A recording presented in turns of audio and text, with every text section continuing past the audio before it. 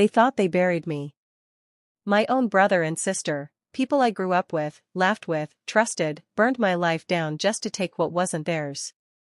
They called me a failure, stole everything I had built, and left me with nothing but ashes. But here's the thing about ashes, they can be reborn into fire. And when I was done, their legacy, the empire they tried to build on my back, was gone. If you've ever been betrayed by the people closest to you, if you've ever dreamed of watching karma strike back harder than a thunderbolt, then you're going to love this story. Hit that like button, subscribe, and get ready, because this isn't just revenge. This is justice, and it's sweeter than anything you've ever tasted. I grew up in a family where appearances were everything.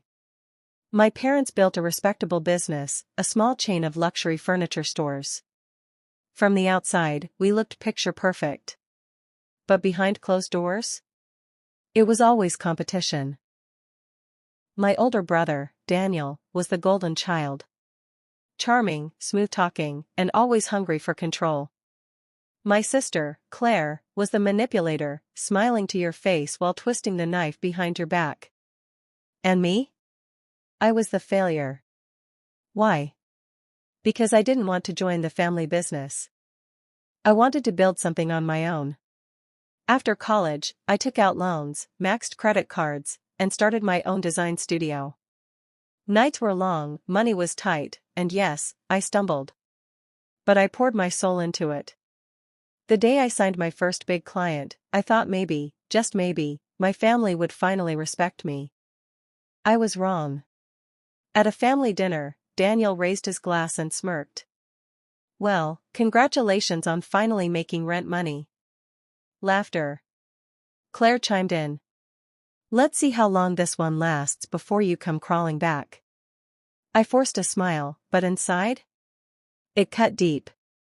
Months later, my studio was starting to gain traction. Clients were happy, contracts were lined up, and for the first time I felt like I was standing on solid ground. That's when Daniel and Claire struck. They approached one of my biggest clients behind my back, promising better service through the family's established business.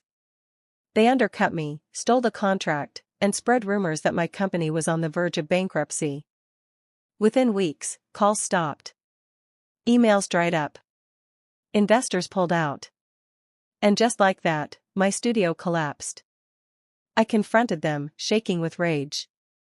Daniel leaned back in his chair, sipping whiskey, and said, "This is the real world. Survival of the fittest. Don't take it personally." Claire smirked. "You should have just stayed in your lane."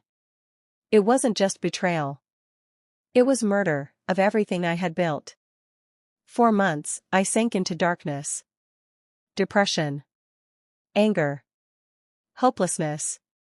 But one night, staring at the ceiling in my tiny apartment, I realized something. If they could play dirty, so could I. I wasn't just going to survive. I was going to make them choke on their own arrogance. Here's the thing about Daniel and Claire, they were greedy. Too greedy to pay attention to details. See, while they were busy expanding their empire, they used parts of my designs, the ones I created in my studio. They thought I wouldn't notice. But I had every sketch, every digital file, every timestamp. Copyrighted. Legally mine. So I went quiet. I rebuilt in the shadows, freelancing under a different name, stacking money. At the same time, I documented everything. Every violation. Every stolen design. Every contract they touched that had my fingerprints on it. 2 years passed. They thought I was gone. Forgotten. A failure living in obscurity. What they didn't know was that I had built a case airtight enough to suffocate them. I filed lawsuits. Not one. Not two. But multiple: copyright infringement, breach of contract, damages. Daniel laughed when the first notice arrived.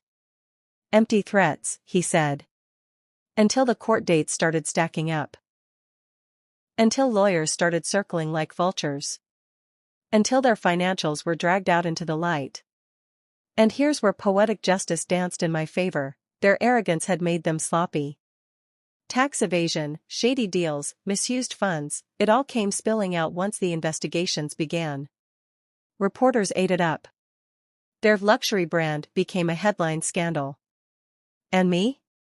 I sat in the back of the courtroom, calm, collected, watching the empire that stole my blood and sweat turn to dust. The final verdict? Millions in damages. Their business licenses revoked. Their name? Poison. The day they lost everything, Daniel wouldn't even look at me. His jaw was clenched, his eyes bloodshot. Claire broke down sobbing in the hallway, muttering, "This can't be happening." I walked past them, slow and steady. And I said just one thing. You should have stayed in your lane. Their faces, pure shock, rage, humiliation, are burned into my memory. The people who once laughed at me for being a failure were left with nothing but ashes. You know what I learned? Betrayal doesn't have to break you. Sometimes, it's the fuel you need to burn brighter. My siblings tried to destroy me, but in the end, they destroyed themselves. Revenge isn't always about fire and fury. Sometimes, the sweetest justice is patience, and letting people's own greed become their downfall. If this story gave you chills, smash that like button and tell me in the comments, what's the most satisfying revenge you've ever seen? And don't forget to subscribe for more true stories of betrayal, justice, and payback. Because trust me, this is just the beginning.